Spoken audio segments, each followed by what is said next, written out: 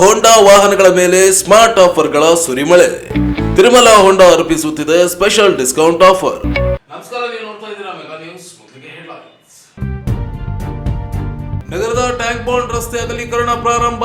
ಒತ್ತುವರಿ ತೆರವು ಕಾಮಗಾರಿ ಪೂರ್ಣಗೊಳಿಸಲು ನಿವಾಸಿಗಳ ಆಗ್ರಹ. ಜನವರಿ 12ರಿಂದ 14ರವರೆಗೆ ತಿಂತಿಣಿ ಬ್ರಿಡ್ಜ್ ಕನಕ ಗುರುಪೀಠದಲ್ಲಿ ಆಲುಮತ ಸಾಹಿತ್ಯ ಸಮ್ಮೇಳನ. ಪೂಜಾರಿಗಳಿಗೆ ತರಬೇತಿ. ಶ್ರೀ ಸಿದ್ದರಾಮಾನಂದಪುರಿ ಸ್ವಾಮೀಜಿ. ನಾಯಕ ಸಮಾಜಕ್ಕೆ 3 ಸಚಿವ ಸ್ಥಾನ ನೀಡಿ ಸಮಾಜದ ಅಭಿವೃದ್ಧಿಗೆ ಅನುದಾನ ನೀಡಲಿ. ರಘುವೀರ್ ನಾಯಕ್ ಒತ್ತಾಯ. ವಾರ್ಡ್ ನಂಬರ್ 13ರಲ್ಲಿ ಮಾದಕ ವಸ್ತುಗಳ ಅಪಾಯ ಕುರಿತು ಅರಿವು ಕಾರ್ಯಕ್ರಮ. ಸಿಎಚ್ ಪೌಡರ್ ಜೀವಕ್ಕೆ ಅಪಾಯಕಾರಿಯಾಗಿದ್ದು ಬಳಕೆ ನಿಲ್ಲಿಸುವಂತೆ ರವೀಂದ್ರ ಜಲ್ದಾರ್ ಮನವಿ. ಮತ್ತು ಶ್ರದ್ಧಾಭಕ್ತಿಯಿಂದ ನೆರವೇರಿದ ಯರಗೇರ ಬಡೇಸಾಬ್ ಉರುಸ್. ನಗರದ ಆಮ್ತಲಾಬ್ ಟ್ಯಾಂಕ್ ಬಾಂಡ್ ರಸ್ತೆ ಅಗಲೀಕರಣ ಕಾರ್ಯಕ್ಕೆ ಮಹಾನಗರ ಪಾಲಿಕೆ ಅಧಿಕಾರಿಗಳು ಮುಂದಾಗಿದ್ದು ರಸ್ತೆ ಬದಿಯ ಕಟ್ಟಡಗಳ ತೆರವು ಕಾರ್ಯಾಚರಣೆ ನಡೆಯಿತು. ರಸ್ತೆ ಮಧ್ಯಭಾಗದಿಂದ 20 ಅಡಿ ತೆರವುಗೊಳಿಸಿದ್ದು, ಇದೀಗ 8.4 ಅಡಿ ಹೆಚ್ಚಿಸಲು ರಸ್ತೆ ಬದಿಯ ಸಣ್ಣ ಪುಟ್ಟ ಅಂಗಡಿಗಳನ್ನು ಜೆಸಿಬಿ ಮೂಲಕ ತೆರವುಗೊಳಿಸಲಾಯಿತು. ಈ ಹಿಂದೆ 20 ಅಡಿಯನ್ನು ತೆರವು ಮಾಡಲಾಗಿತ್ತು. ಇದೀಗ 8.4 ಅಡಿಯ ತೆರವು ಮಾಡಿದ್ದಾರೆ. ಈ ಹಿಂದೆ ಬಹುತೇಕ ರಸ್ತೆಗಳಲ್ಲಿ ರಸ್ತೆ ಅಗಲೀಕರಣಕ್ಕೆ ತೆರವು ಮಾಡಲಾಗಿದೆ. ಸಂಪೂರ್ಣವಾಗಿ ಮಾಡುತ್ತಿಲ್ಲ, ಅರ್ಧಂಬರ್ಧ ಮಾಡುತ್ತಿದ್ದಾರೆ. ಯಾವುದೇ ರಸ್ತೆ ಅಗಲೀಕರಣ ಮಾಡಲು ಒಂದು ಕಡೆಯಿಂದ ಪೂರ್ಣ ಪ್ರಮಾಣದಲ್ಲಿ ಮಾಡಬೇಕೆಂದು ನಗರ ನಿವಾಸಿ ಅನುಪಮ್ ಸಿಂಗ್ ಅಭಿಪ್ರಾಯ ವ್ಯಕ್ತಪಡಿಸಿದ್ದಾರೆ. ತೆರವಿನ ನೋಟಿಸ್ ನೀಡಿದ್ದಾರೆ. ಈ ಕಾರ್ಯಾಚರಣೆಯಿಂದ ದಿನನಿತ್ಯ ವ್ಯಾಪಾರವನ್ನೇ ನಂಬಿಕೊಂಡಿದ್ದ ಅನೇಕ ಕುಟುಂಬಗಳು ಸಂಕಷ್ಟಕ್ಕೆ ಸಿಲುಕಿವೆ. ನಗರದಲ್ಲಿ ಹೆಚ್ಚಿಸುತ್ತಿರುವ ವಾಹನ ಸಂಚಾರ, ಅಪಘಾತಗಳ ನಿಯಂತ್ರಣ ಹಾಗೂ ಸಂಚಾರ ಸುಗಮಗೊಳಿಸುವ ಉದ್ದೇಶದಿಂದ ರಸ್ತೆ ಅಗಲೀಕರಣ ಅನಿವಾರ್ಯ ಎಂದು ಮಹಾನಗರ ಪಾಲಿಕೆ ಅಧಿಕಾರಿಗಳು ಹೇಳಿಕೊಂಡಿದ್ದಾರೆ. ಆದರೆ ಹಲವು ವರ್ಷಗಳಿಂದ ಅಲ್ಲೇ ಅಂಗಡಿಗಳನ್ನು ನಡೆಸಿಕೊಂಡು ಜೀವನ ಸಾಗುತ್ತಿದ್ದ ವ್ಯಾಪಾರಸ್ಥರು ಈಗ ತೆರವು ಕಾರ್ಯಭಾರಿ ಅಥವಾ ತಂದಿದೆ. ಕೆಲವರು ನೋಟಿಸ್ ಕೊಡದಿದ್ದೇವೆ ಎಂದು ಅಧಿಕಾರಿಗಳು ಹೇಳಿದರು. ವ್ಯಾಪಾರಸ್ಥರು ಸಾಕಷ್ಟು ಸಮಯ ನೀಡಬೇಕಿತ್ತು. ಇದನ್ನೇ ನಂಬಿ ಜೀವನ ನಡೆಸುತ್ತಿರುವವರಿಗೆ ಪರಿಹಾರ ವ್ಯವಸ್ಥೆ ಮಾಡಬೇಕೆಂದು ನಿವಾಸಿ ರಾಮ ಗೋನ್ವರ್ ಅಭಿಪ್ರಾಯ ವ್ಯಕ್ತಪಡಿಸಿದ್ದಾರೆ. ತೆರವು ಕಾರ್ಯದ ವೇಳೆ ಕೆಲ ಸಮಯ ರಸ್ತೆ ಮೇಲೆ ಗೊಂದಲದ ವಾತಾವರಣ ನಿರ್ಮಾಣವಾಗಿದ್ದು, ವ್ಯಾಪಾರಸ್ಥರು ಮತ್ತು ಅಧಿಕಾರಿಗಳ ನಡುವೆ ಮಾತಿನ ಚಕಮಕಿ ನಡೆದ ಘಟನೆ ಕೂಡ ನಡೆಯಿತು. ವ್ಯಾಪಾರಸ್ಥರಿಗೆ ಪರ್ಯಾಯ ವ್ಯವಸ್ಥೆ ಕಲ್ಪಿಸುವಂತೆ ಒತ್ತಾಯಿಸಿದರು. ರಸ್ತೆ ಅಗಲೀಕರಣದಿಂದ ನಗರಕ್ಕೆ ಅಭಿವೃದ್ಧಿ ಅಗತ್ಯವಾದರೂ ಜೀವನೋಪಾಯ ಕಳೆದುಕೊಳ್ಳುತ್ತಿರುವ ಸಣ್ಣ ವ್ಯಾಪಾರಸ್ಥರಿಗೆ ಪರಿಹಾರ ಹಾಗೂ ಪುನರಾವರ್ತಿ ವ್ಯವಸ್ಥೆ ಕಲ್ಪಿಸಿಕೊಡಬೇಕೆಂದು ಆಗ್ರಹಿಸಿದರು.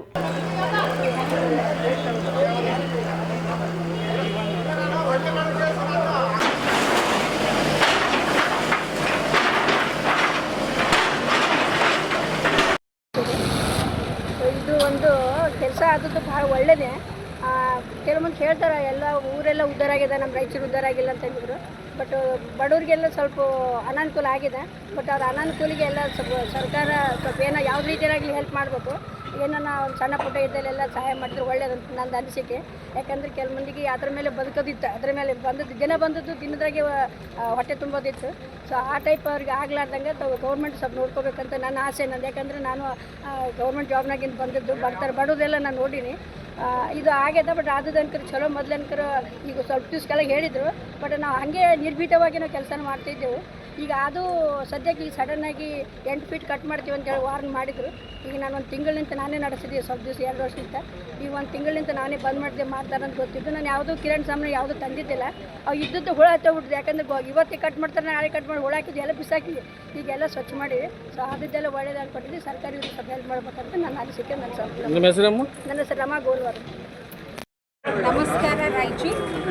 ಇದು ಆಮ್ತಲಾಬ್ ಟ್ಯಾಂಕ್ ಬಂಡ್ ರೋಡ್.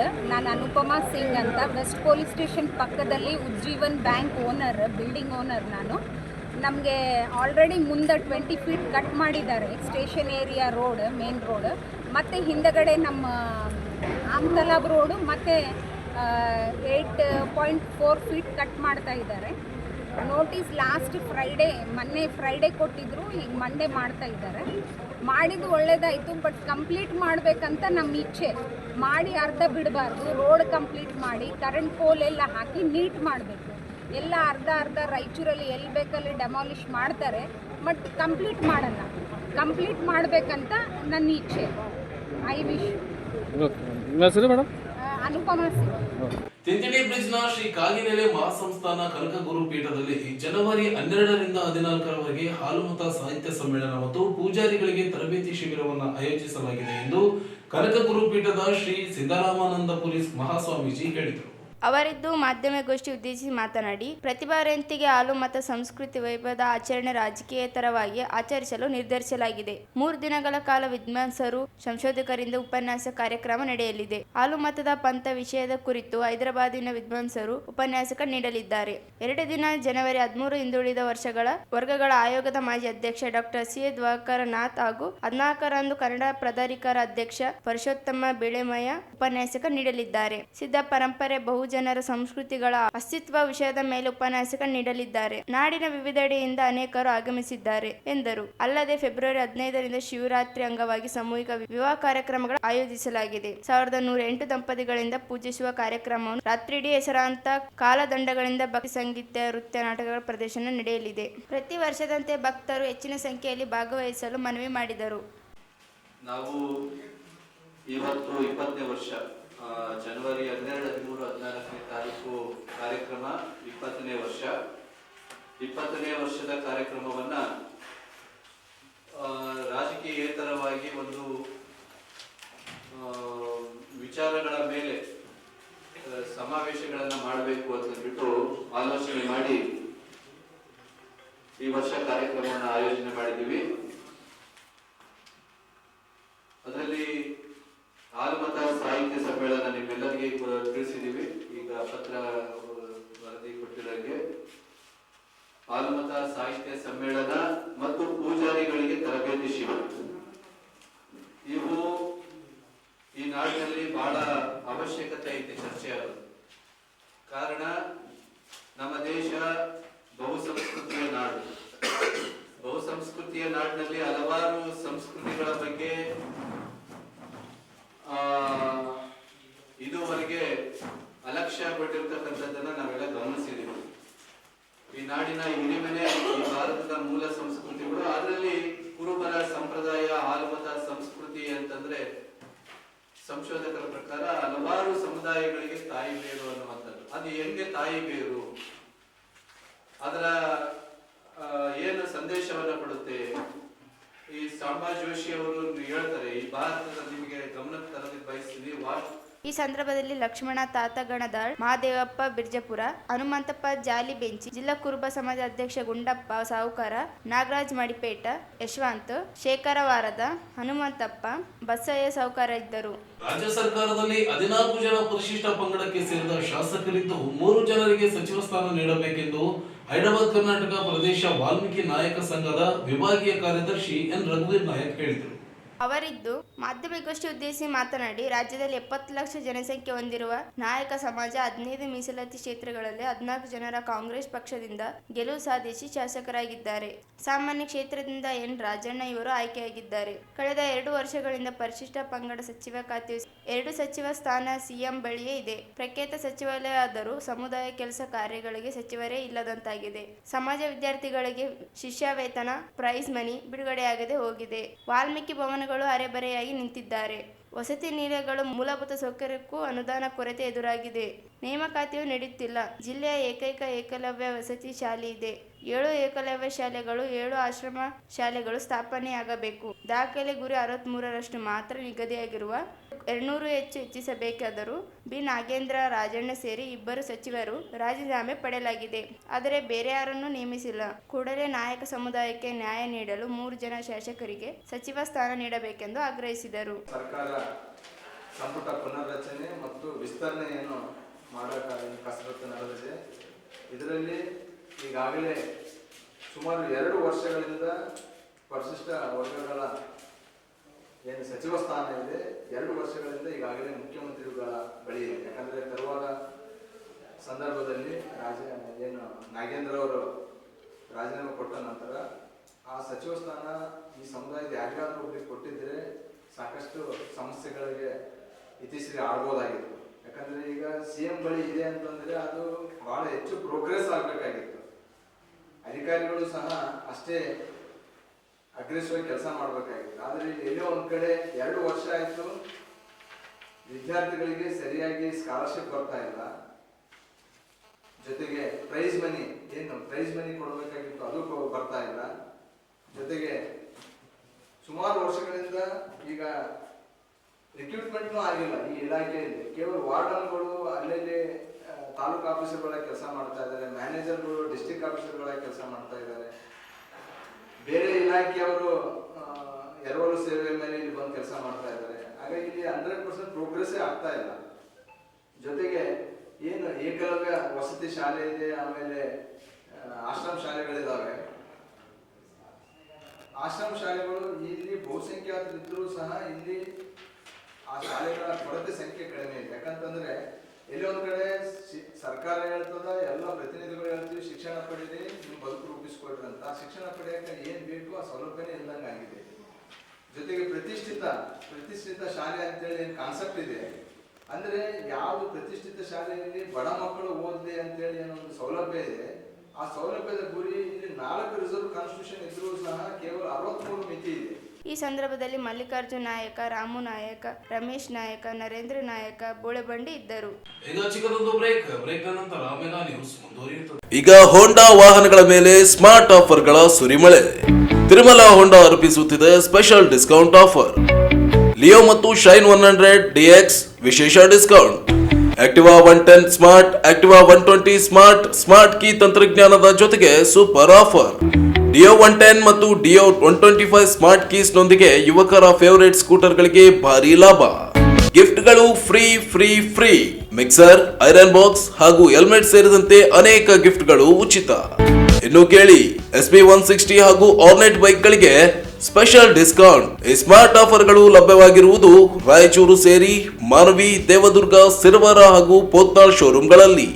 ಹೆಚ್ಚಿನ ಮಾಹಿತಿಗಾಗಿ ಸಂಪರ್ಕಿಸಿ ಶ್ರೀ ತಿರುಮಲ ಹೋಂಡಾ, ಗೋಶಾಲ ರಸ್ತೆ, ರಾಯಚೂರು. ಮೊಬೈಲ್ ಸಂಖ್ಯೆ 9448385032.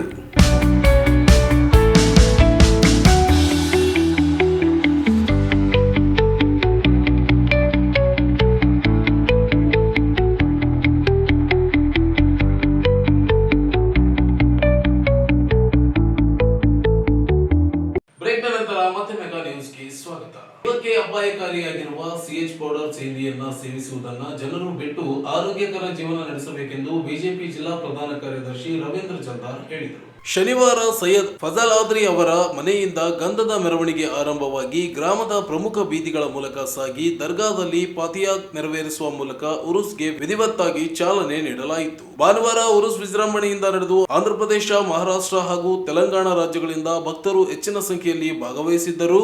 ಜಿಯಾರತ್ ಹಾಗೂ ಫಾತಿಯಾವನ್ನ ಸಚ್ಚಾದೆ ಸೈಯದ್ ಹಫೀಜುಲ್ಲಾ ಖಾದ್ರಿ ಮತ್ತು ಸೈಯದ್ ಫಜಲುಲ್ಲಾ ನೆರವೇರಿಸಿದರು. ಈ ವೇಳೆ ನಾಡಿನಲ್ಲಿ ಶಾಂತಿ, ಸೌಹಾರ್ದತೆ ಮತ್ತು ಭಾವೈಕ್ಯತೆಯಿಂದ ಬದುಕಲು ಪ್ರಾರ್ಥಿಸಲಾಯಿತು. ಇನ್ನು ಕಾರ್ಯಕ್ರಮದಲ್ಲಿ ದರ್ಗಾದ ಕಮಿಟಿಯ ಅಧ್ಯಕ್ಷ ಮೆಹಬೂಬ್ ಪಾಟೀಲ್, ಕಾರ್ಯದರ್ಶಿ ನಿಜಾಮುದ್ದೀನ್, ಜನಾರ್ದನ್ ರೆಡ್ಡಿ, ಹರೀಶ್ ಚಂದ್ರ ರೆಡ್ಡಿ, ವೆಂಕಟರಮ್ ರೆಡ್ಡಿ, ರಾಕೇಶ್ ರೆಡ್ಡಿ, ವಿದ್ಯಾನಂದ್ ರೆಡ್ಡಿ, ಮೊಹಮ್ಮದ್ ರಫಿ, ಹಾಜಿ ಮಲಂಗ್, ಶ್ರೀನಿವಾಸ್ ರೆಡ್ಡಿ, ಎಂ ಕೃಷ್ಣ, ಜಿ ಫಕ್ರುದ್ದೀನ್, ಗ್ರಾಮ ಪಂಚಾಯಿತಿ ಉಪಾಧ್ಯಕ್ಷ ಫಾರೂಕ್, ಮಹಾದೇವ್ ನಾರಾಯಣಿ ಸೇರಿದಂತೆ ಪ್ರಮುಖರು ಉಪಸ್ಥಿತರಿದ್ದರು.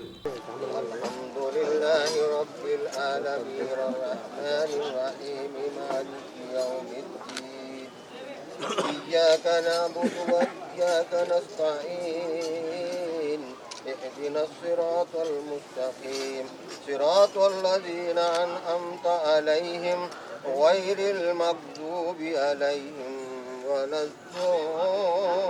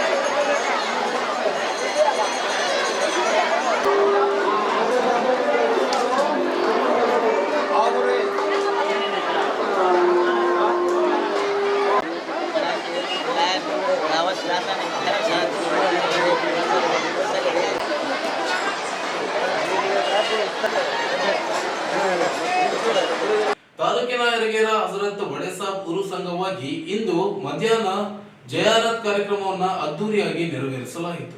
ನಗರದ ವಾರ್ಡ್ ನಂಬರ್ 13ರಲ್ಲಿ ಅಶೋಕ್ ನಗರದ ಬಡಾವಣೆಯಲ್ಲಿ ಇದ್ದು ಜಿಲ್ಲಾಡಳಿತ, ಪೊಲೀಸ್ ಇಲಾಖೆ, ಅಬಕಾರಿ ಇಲಾಖೆ, ಆರೋಗ್ಯ ಇಲಾಖೆಗಳ ಸಹಯೋಗದಲ್ಲಿ ಅರಿವು ಕಾರ್ಯಕ್ರಮ ಉದ್ದೇಶಿಸಿ ಮಾತನಾಡಿದರು. ಸಿಎಚ್ ಪೌಡರ್ ಹಾಗೂ ಕಲಬೆರಕೆ ಸೇವನೆ ಮತ್ತು ಮಾರಾಟ ಮಾಡುವುದನ್ನು ನಿರ್ಮೂಲನೆಗೆ ಸಾರ್ವಜನಿಕರಿಗೆ ಸಹಕಾರ ಅಗತ್ಯವಾಗಿದೆ. ಹೇಳೋದಕ್ಕೆ ಬಂದಿರ್ತಾವೆ, ಅದನ್ನು ಅಚ್ಚುಕಟ್ಟಾಗಿ ಹೇಳಬೇಕಂತ ನಮ್ಮ ಬಯಕೆ ಅಷ್ಟೇನಿಲ್ಲ. ಈಗಾಗಲೇ ನಾನು ತಿಳಿಯೋದಿಷ್ಟೇ, ನಿಮಗೆ ತಿಳಿಸೋದೇನೆಂದರೆ, ಈಗಾಗಲೇ ಹಲವಾರು ಸಲ ನೀವು ಬಂದಿದ್ದೀರಿ.